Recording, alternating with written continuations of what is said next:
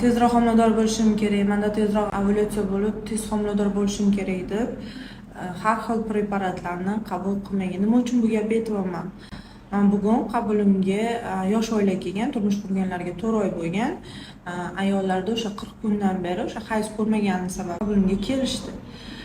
UZIda ko'rib turibmiz, o'sha xumdonlarda bir nechta kistalar paydo bo'lganini so'radim. Nimalar qabul qildingiz? Qanaqadir preparatlar qabul qildingizmi desam, o'sha internet tarmog'i orqali vrachdan onlayn konsultatsiya olgan va bir nechta preparatlar yozib bergan. Shularni ichsangiz tezroq ovulyatsiya bo'ladi, tez homilador bo'lasiz deb. Mana shuni oqibatida hozir ularda o'sha 40 kundan beri hayz kelmaydi.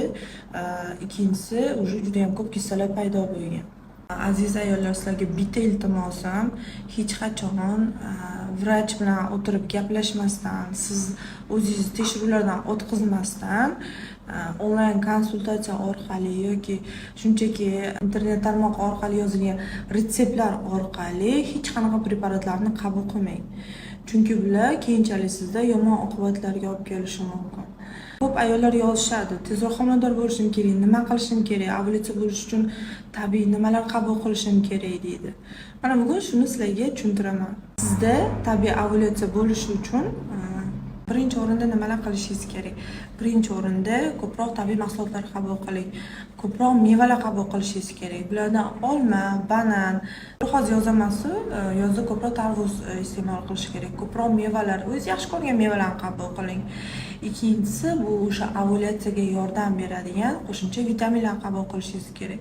Bularga qaysi vitaminlar? Ko'p patsientlarimga yozib beradigan vitaminlar, ya'ni vitamin D, vitamin E va folik kislota eng muhim vitaminlar. Mana shularni qabul qilishingiz kerak. Vitamin D nimaga yordam beradi? Vitamin o'sha ovulyatsiya vaqtida tuxumdonlar va endometriy qavatini ishini yaxshilaydi. Juda ham ovulyatsiyaga juda ham katta yordam beradi.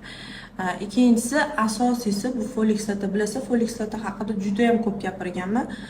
Folik kislota tuxum sifatini yaxshilab, tuxumi yaxshi pishishiga, ovulyatsiya yaxshi bo'lishiga juda ham katta yordam beradi.